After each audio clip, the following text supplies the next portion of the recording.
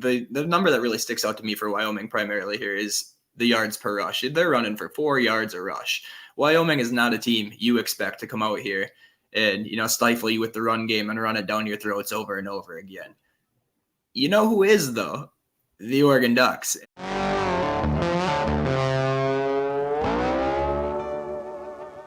Which I think Texas Tech came into this season with high expectations because they had a 9-win team last year with a bowl win over Ole Miss. And they were even, some people said, dark horse for the Big 12 championship, or at least contender. A lot of people had them in the game. And then Texas Tech went to Wyoming and decided to lose in the second overtime to Wyoming, 35-32, which, I mean, let's not downplay this one. They traveled across the country, basically. Lubbock to Wyoming. That's not across the country, but, full length north vertically, basically. So it's not like that was like some just 2-hour drive for them or something like that. But did that surprise you guys that they would drop that game like that?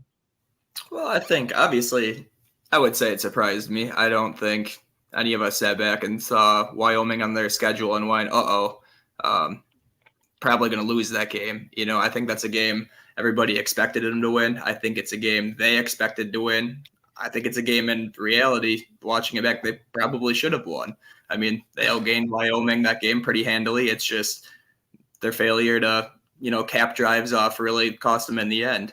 I think it just kind of goes to show that you can't be overlooking these teams. I don't care if that team's Wyoming. I don't care if that team's, I don't want to say Portland State here, but, you can't overlook your opponent. And I think that's kind of what we saw happen to Tech a little bit there. I think the Ducks were probably on their mind, and I don't mean that in the sense that Texas Tech is always thinking about the Oregon Ducks. I mean that in the sense of they understand how big of a game this is coming up this weekend, to open up their stadium that just had all these renovations that obviously we'll get into a little bit later in the show. But yeah, it definitely surprised me. And I don't think people should use this Wyoming game as a litmus test of Texas Tech. However, I do think they're a much better team than they showed. You mentioned they had a decent year last year and they came in with high expectations this year. And I still think that's a team that can kind of realize these expectations still.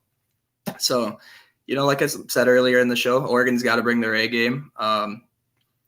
We'll get into predictions a little bit later as to what we think is going to happen. But yeah, I still think it's going to be a tough atmosphere for Landing and Coda walk into on Saturday.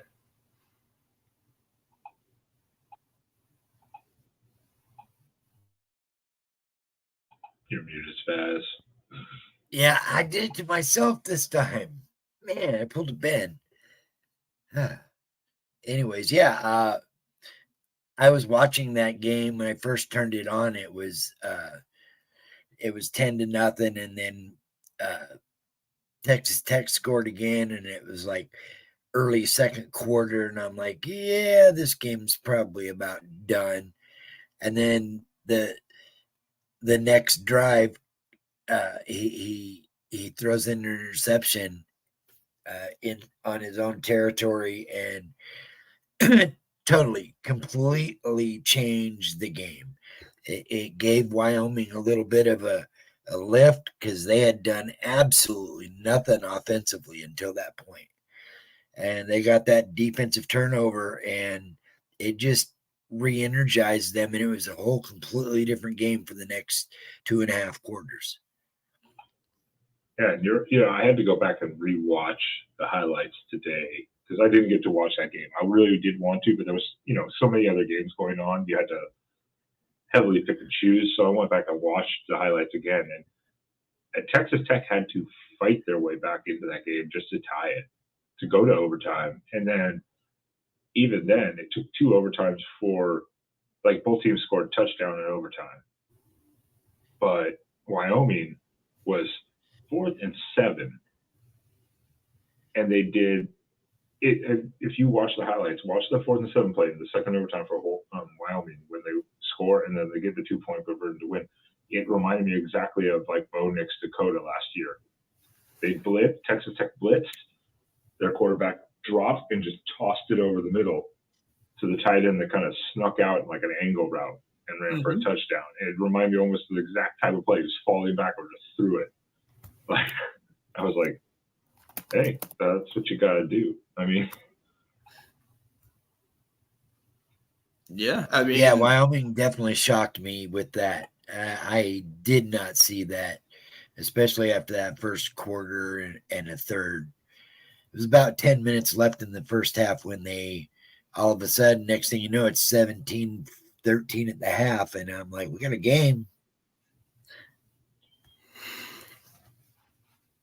Yeah, I mean, it was a hell of a game. And I think what we saw is I think Wyoming kind of exploited every opportunity that Texas Tech gave them.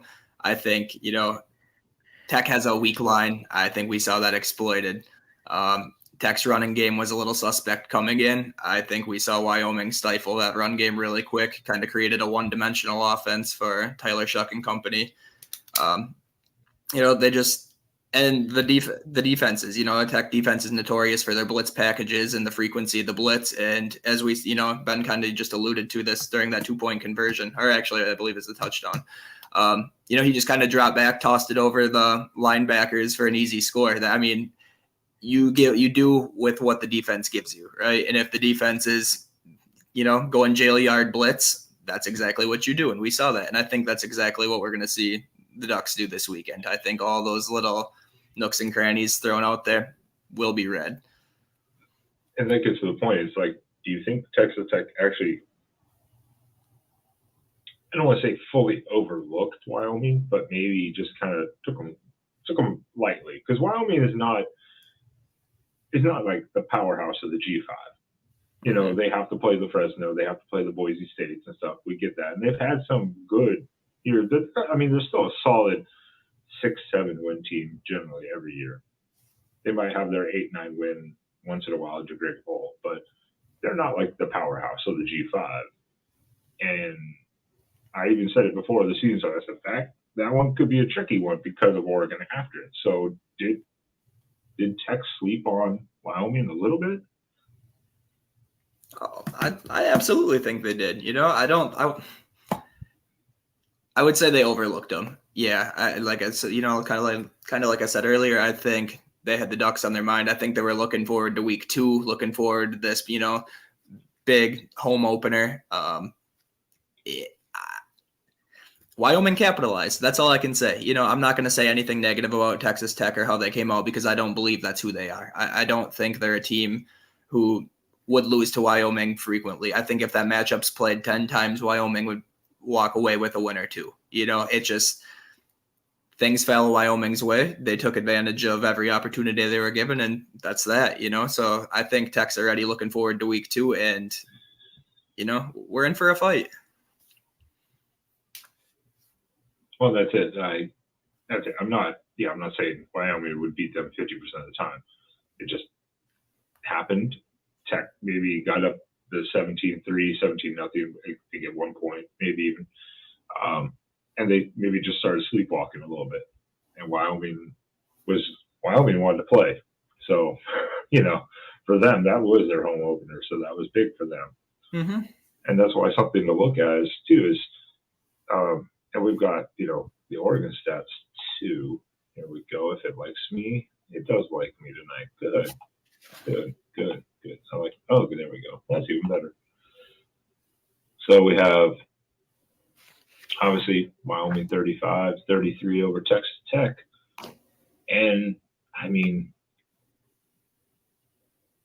efficiency-wise, this almost is like the Clemson game against Duke. Wyoming, or Texas Tech, for the most part, outplayed Wyoming. Outside the rushing numbers, which I think Tech got away from maybe at some point for some reason, whether it wasn't working or they felt better passing. Well, just going back to it, and I kind of dove into that game a little bit as well. Texas Tech, the run game was pretty non-existent there. I believe they had 33 rushing attempts, and their long was, I believe, like an 11-yard run. It was inconsistent. It was spotty. As we see here, Wyoming the number that really sticks out to me for Wyoming primarily here is the yards per rush. They're running for 4 yards a rush. Wyoming is not a team you expect to come out here and, stifle you with the run game and run it down your throats over and over again. You know who is, though? The Oregon Ducks. And I think come Saturday that run defense is going to be challenged early. And I think we're going to find out really quickly how Tim DeRuyter and company respond to their loss in Wyoming.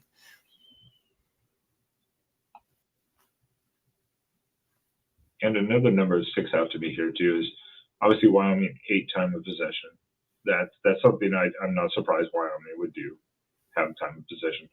It's this number here of turnovers. Yes, Tech had 1 interception that was discussed by Spaz earlier, but yeah, in the first quarter and a half, I think, were these 2 fumbles by Wyoming, and they still were outgained and still won the game.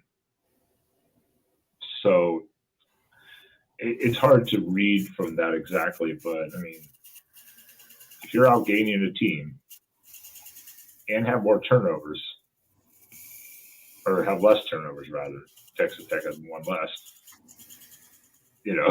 You should theoretically win the game. You should win the day.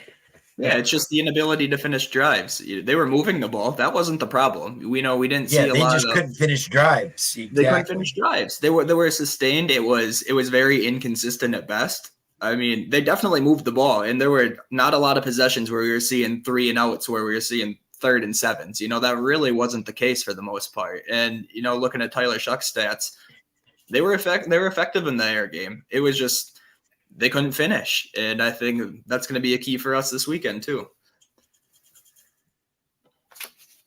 Yeah, you had to throw it for almost 50 times, and they got not even 100 yards on the ground. I mean, Wyoming outgained them in the rushing. I mean, who would have thought that? Well, and I certainly wouldn't have. And their field goal, Texas Tech's field goal kicker missed 2 field goals. 2, I think.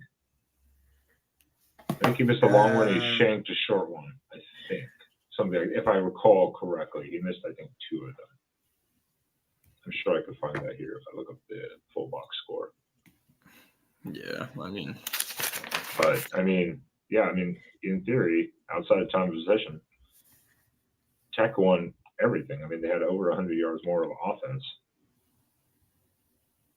That's usually a sign of a win, but at the same time, too, that's also desperation of having to catch up sometimes, too. And I think that's what this was at the end. Yeah. I think you're exactly right. You have to look at the ESPN box score. Yeah. I always forget that. Yeah, there's the box score right there. There it is. And we have special teams down here somewhere. Where are they? Kicking. No, he made 2 of 2. Oh, he was. He made a 56-yarder. No. He made 2 of 5. 2 of 5. Texas Tech made 2 of 5 field goal. So, I mean, right there in itself, that's 3 possessions. Wyoming was 2 of 2. Wyoming was 2 of 2, but Texas Tech was 2 of 5. Oh, Texas Tech. Okay, yeah. So yeah, that was a huge I knew difference. His quarterback their kicker missed some. Yeah, that was a huge difference, obviously, right then and there. So they don't feel. I mean, he made a long of 54, so that's impressive. Yeah, it's 2 chippies. Yeah, so that's impressive. But yeah, that makes a huge difference, obviously. So that means that's why they moved the ball and they just couldn't capitalize right then and there, and missed out on points. Yeah.